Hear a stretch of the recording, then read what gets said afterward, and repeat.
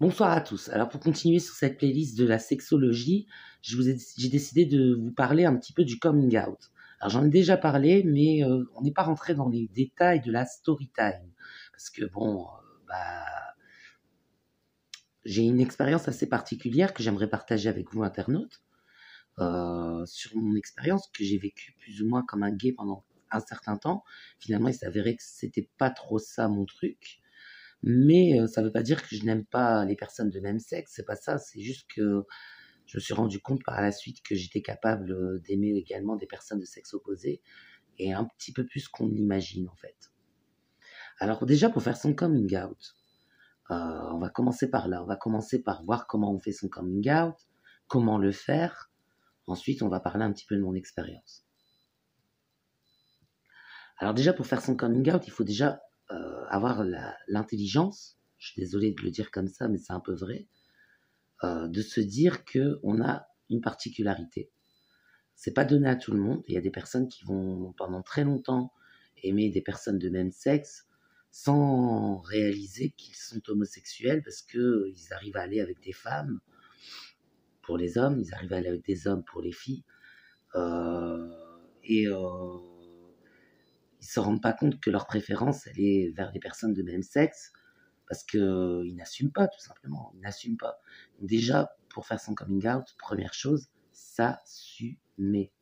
Il faut jamais faire son coming out si on n'est pas assumé complètement. C'est-à-dire qu'il faut se dire, voilà, moi, je comme ça que j'ai fait pour m'assumer, je me suis dit comme ça, voilà, j'ai qu'une seule vie. J'ai qu'une seule vie. Si je fais pas ce que j'aime dans cette vie, peut-être que je le ferai jamais.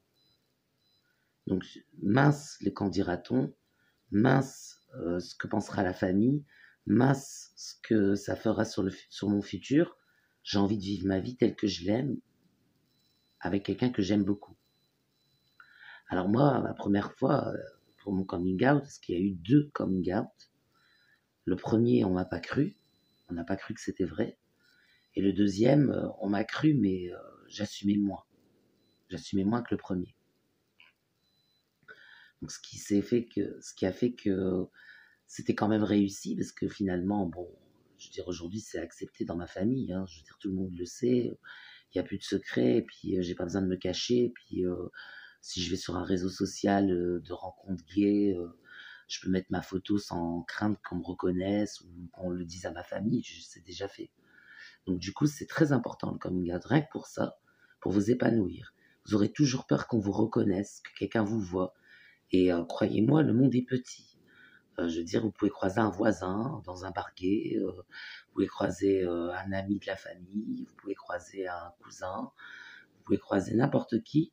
Si vous ne faites pas votre coming out, vous allez toujours vivre dans la peur d'être grillé. Et c'est pas une vie, croyez-moi. Les gens qui cherchent les relations discrètes, c'est normal d'être discret, c'est question de pudeur. Mais par contre, être discret parce qu'on cache quelque chose à sa famille, pas top. Donc du coup, déjà, la première chose à faire, c'est s'assumer. Se dire, voilà, j'ai un penchant, ça m'est déjà arrivé plusieurs fois, j'ai aimé ça, et je crois que je préfère ça que le sexe opposé. Donc du coup, si je préfère ça que le sexe opposé, c'est peut-être que je suis homosexuel, et dans ce cas-là, il faut que je m'assume, il faut que j'accepte cette vie, et que j'en fasse quelque chose de bien. C'est-à-dire, je peux très bien être très heureux, très épanoui, homosexuel. Voilà comment on peut aller vers l'assumation de soi. C'est déjà de se dire que ça peut être trop bien d'être homosexuel. Si on est avec quelqu'un de trop bien, si on est dans une relation qui éblouit un peu tout le monde, parce qu'il y a des couples homosexuels qui sont des couples modèles, pourquoi je ne serais pas un couple modèle? Pourquoi je serais forcément euh, stigmatisé par la société? Pourquoi la société ne m'accepterait pas en tant que modèle? En tant que modèle, aujourd'hui, moi, c'est ce que j'essaye d'accomplir avec la personne avec qui je suis. Mais par contre, je sais qu'il y a beaucoup de gens qui nous admirent, qui nous idolâtrent presque, qui se disent comment ils ont fait pour arriver jusque-là, sans rencontrer trop de problèmes. Ça peut arriver que des personnes nous admirent. Et donc, du coup, déjà, la première chose, c'est assumer. Ensuite, la deuxième chose pour faire son coming out, c'est déjà d'avoir un copain. Et oui, C'est important parce que sinon vous allez dire à votre famille que sur des relations sexuelles seulement, vous avez pu trouver votre préférence. Ça va pas pour la famille. C'est-à-dire que les relations sexuelles, c'est les relations sexuelles, les relations amoureuses, c'est les relations amoureuses. Basez-vous sur une relation amoureuse qui a duré au moins. Si vous êtes à défaut de vous présenter avec une personne, basez-vous sur une relation sérieuse qui a duré. Mais le mieux, c'est d'être avec quelqu'un pour dire, voilà, c'est lui que vous allez accepter, c'est lui que vous devez accepter, et lui et moi, ensemble, vous devez nous accepter. Voilà. Donc du coup, la deuxième chose, c'est ça. Alors moi, j'ai fait mon coming out. La première fois, j'étais avec quelqu'un, la personne que j'aime toujours aujourd'hui. J'avais 12 ans. Et ma famille ne m'a pas cru. Ma famille s'est dit, ouais, il se fait des films, je suis sûr que ça pourra changer plus tard et tout ça. Et ils ont eu raison.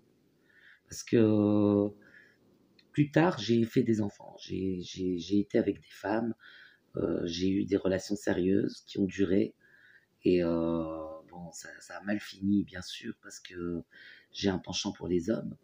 Et que ça, j'ai pas pu faire sans la personne que j'aimais vraiment, qui était un homme.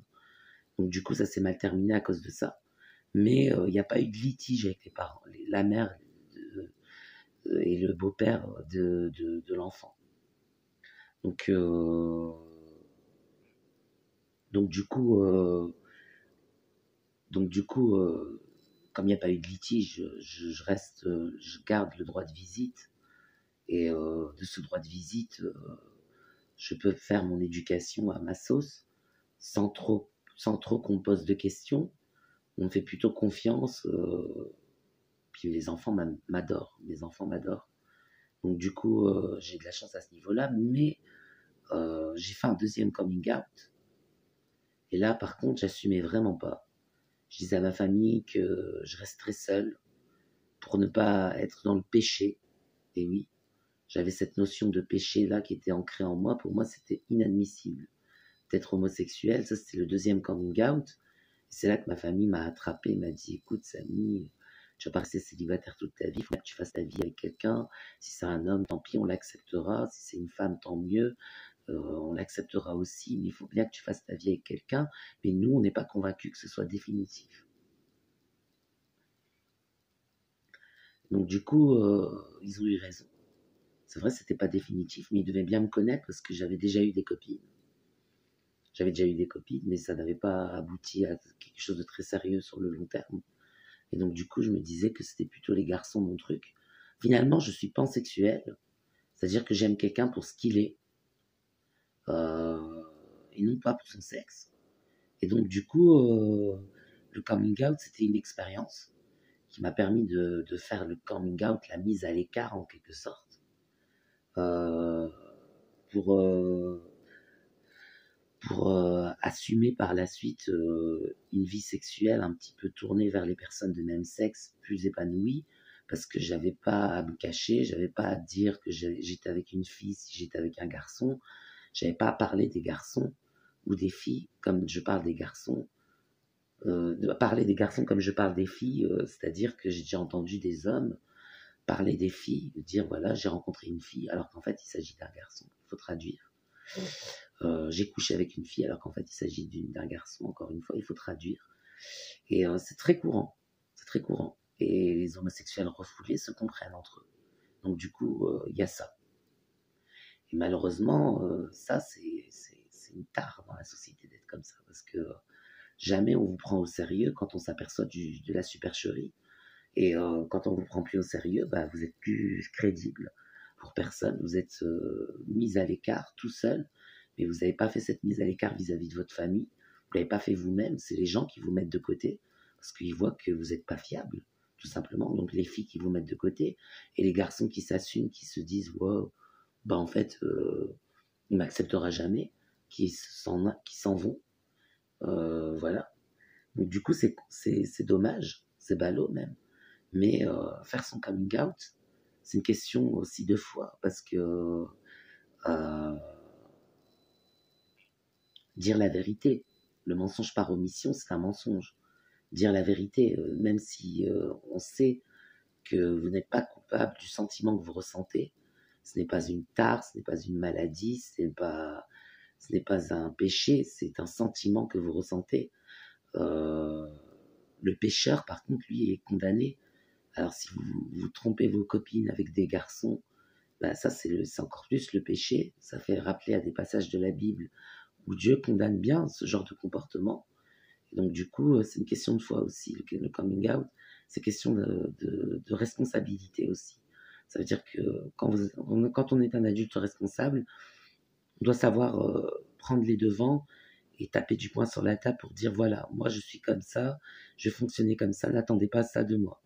Voilà ce que je peux dire sur le coming out.